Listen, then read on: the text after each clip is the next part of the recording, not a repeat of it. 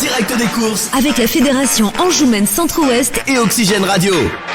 Allez, on se retrouve après l'arrivée du prix SEF Barillet, le groupe B, une course remportée par le 14 Genufa aux dépens du numéro 13 Javelot Douel, 3e Las Jazzy Eiffel, 4e le 15 Jade Régnière, 5e le 11 c'est Jardiland, 6e le 5 Jason Blue et 7e le numéro 2 Java du Trésor. Les outsiders à la fête dans cette course, donc avec la victoire d'Anthony Dolion avec Genufa qui remet les pendules à l'heure après sa contre-performance sur l'hippodrome d'Anguin. On se retrouve nous avec trois nouveaux invités. Agnès Bénard qui est adjointe à la culture de la ville du Mans. On retrouve également Jean-Charles Rayet qui est président de l'association amicale Centre-Ouest et Jean-Paul Gonnet est président de l'hippodrome de Savigny-sur-Bray. Bonjour à tous les trois.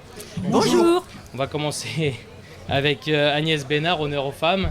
On va parler un petit peu de votre rôle. Alors expliquez-nous un petit peu votre rôle à la ville du Mans et puis ensuite on parlera de votre passion pour les chevaux. Absolument. Donc je suis ici en fait en tant plutôt que passionnée, je suis adjointe à la culture de la ville du Mans. Mais vous savez, la culture c'est transversal, ça comprend beaucoup d'univers. Et pour moi, l'univers du sport de haut niveau, comme les courses, comme être driver, être jockey, c'est du sport de haut niveau. Et en ce sens, c'est un univers qui m'a toujours intéressée. Depuis tout le temps, je fréquente les hippodromes et je suis tout à fait ravie d'être aujourd'hui avec moi. Cela faisait 40 ans que j'étais venue. J'étais avec mon père qui était un passionné aussi de chevaux de course, de galopeurs. Et vraiment, j'ai vu une transformation exceptionnelle, phénoménale. Et je remercie d'abord la radio Oxygène de donner la parole pour mettre en avant les mérites de l'hippodrome.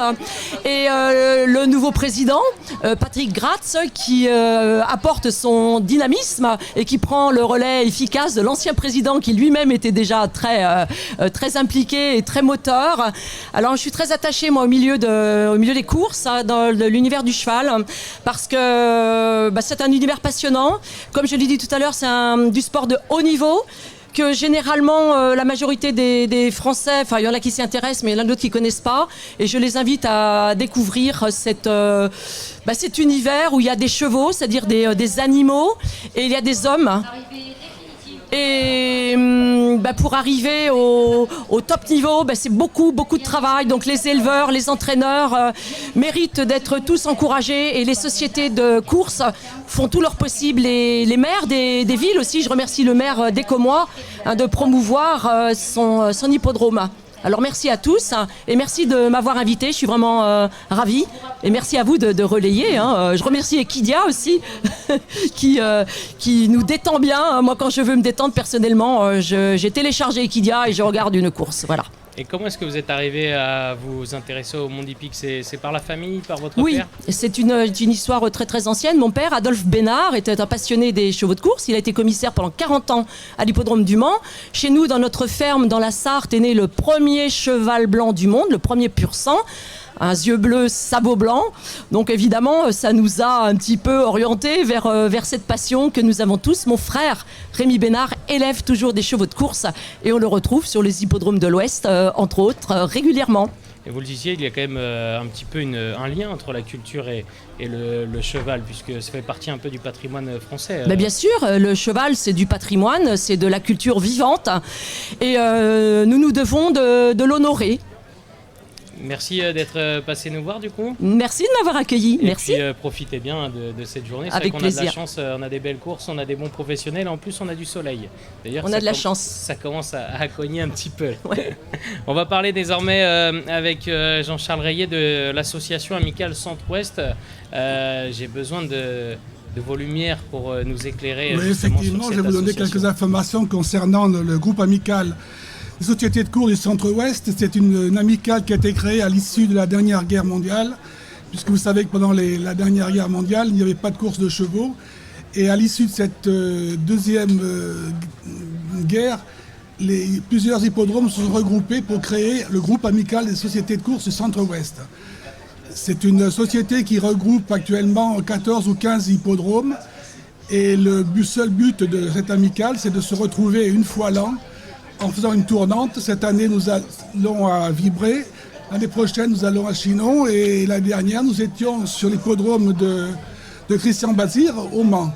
Donc c'est simplement une facilité de se retrouver entre présidents et pour discuter d'éventuels problèmes rencontrés, des idées à développer, notamment pour les courses hippiques.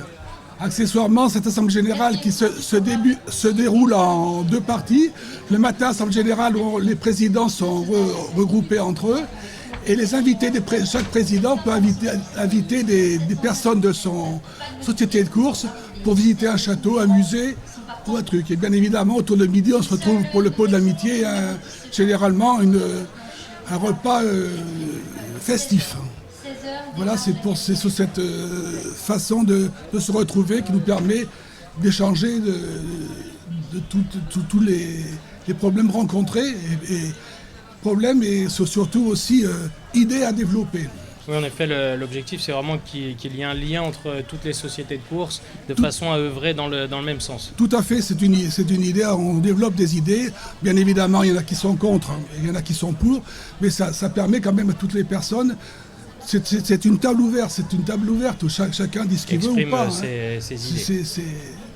D'accord. Et d'ailleurs, justement, Jean-Paul Gonnet, président de Savigny-sur-Bray, c'est vrai qu'on a vraiment l'impression qu'il y a un lien quand même entre tous les présidents de course. Vous vous retrouvez sur différents hippodromes le week-end. Là, par exemple, vous êtes sur l'hippodrome des Commois. C'est vraiment important d'être là pour soutenir vos collègues. Oui, tout à fait. Donc moi, c'est un monde que je découvre. Je suis un jeune président, c'est ma première année. Je succède à Jean-Charles, donc j'ai un bon professeur. J'ai été président pendant 23 ans à Savigny quand même. Donc c'est Donc effectivement, moi, oui, avec Jean-Charles, on fait le tour. On essaie de connaître les nouveaux présidents, les anciens, découvrir aussi ce monde des courses, parce que c'est pas quelque chose que je connaissais. Et voilà, mais c'est intéressant, c'est passionnant. Comment est-ce que vous êtes venu justement à devenir président ?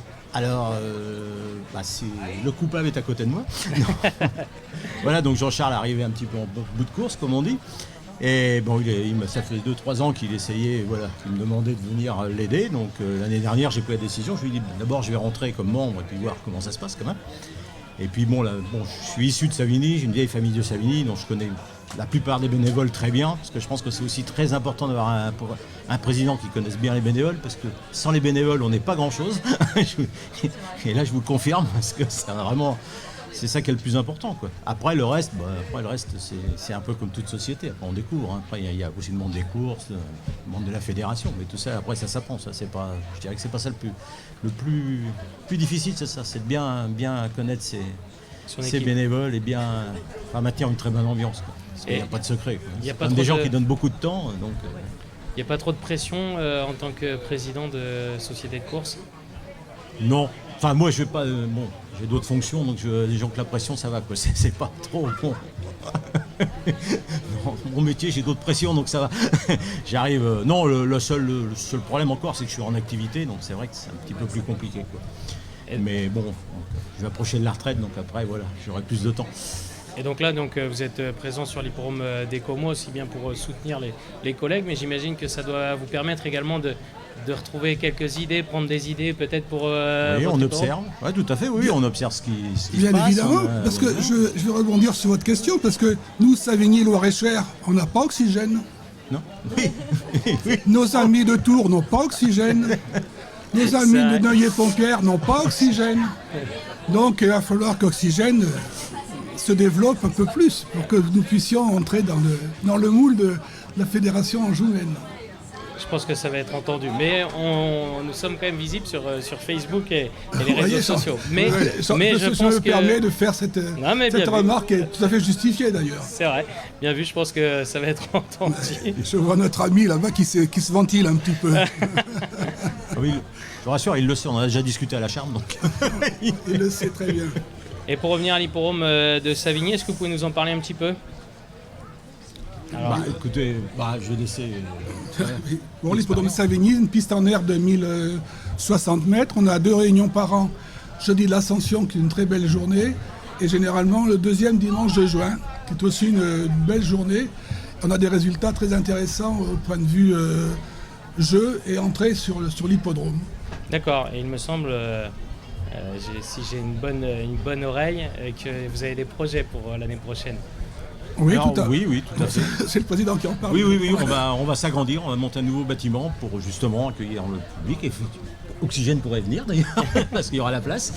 Donc oui, on essaye d'investir. Et puis bon, c'est aussi des investissements pour soulager nos bénévoles, c'est-à-dire d'avoir moins de choses à monter. Une fois que c'est en place, on gagne quand même du temps. Parce que bon, ils sont quand même tous pas toujours jeunes, donc il faut aussi penser à ça. Et puis bon, c'est important aussi de bien accueillir les gens qui viennent nous voir, nos spectateurs. Donc c'est important. Merci d'être passé nous voir. Et Merci. puis on prend note pour Savigny l'année prochaine avec un haut vent justement pour accueillir le public. Merci encore. Merci de Merci. nous avoir reçus. Et on transmet pour Oxygène. Viens là-bas. On passe le mot. On va enchaîner nous avec la prochaine course du programme. C'est la 4e épreuve qui nous attend, le prix Hyper U. C'est une très belle course. Prenez note puisque beaucoup de chevaux qui vont participer à cette course vont certainement briller cet hiver sur l'hippodrome de Vincennes. C'est une course pour des 5 ans. Il y a 3 échelons de départ. Alors notamment parmi les plus riches, on retrouve Inexcess Bleu. C'est un super cheval. Aujourd'hui, c'est une course de rentrée. Il court ferré à 50 mètres. Ça va être certainement compliqué. Il faudra le regarder courir, mais prenez note puisque c'est vraiment un top cheval qui devrait faire parler de lui cet hiver à Vincennes. Parmi également les très bons chevaux, on retrouve à 50 mètres Eguski Sauton, qui lui va évoluer des ferrés des 4 pieds, mais c'est vrai qu'il devra rendre la distance. Personnellement, je me méfie beaucoup d'Idéal de Ladoux au premier échelon de départ des ferrés des 4 pieds. Il est capable de tout faire, aussi bien d'aller de l'avant que d'attendre. S'il a un parcours, s'il reste sage surtout, c'est vraiment l'une des très bonnes chances de cette course. Il est capable de réaliser un numéro au premier échelon. Il faudra se méfier d'Iberica, qui est une super jument de course. Théo Duval d'Estaing qui lui est associé, Iberica qui évoluera des ferrés des 4 pieds. C'est une première chance dans cette épreuve. Voilà, je pense que ce sont vraiment les deux favoris de cette course. Je vous ai parlé d'Iguski Sauton. Instinct de Clercé également fait partie des chances au premier échelon. Il est capable de bien faire. Initial Héros des ferrés des 4 pieds avec Antoine Léreté a également une très belle carte à jouer. Ça va être une course vraiment intéressante et notamment avec plusieurs chevaux au premier échelon qui vont essayer de mener la vie dure aux chevaux des 25 et des 50 mètres. Voilà pour les différents favoris. Fake Tell You également avec Nicolas Bazir à son mot à dire certainement. Mais vous l'avez compris, j'aurai un petit penchant pour Idéal de Ladoux et Iberica. On se retrouvera après la course pour débriefer justement de cette épreuve. Le prix Hyper U, une très belle course. Prenez vos calepins puisqu'il y a plein de notes à prendre à l'issue de cette épreuve. À tout à l'heure.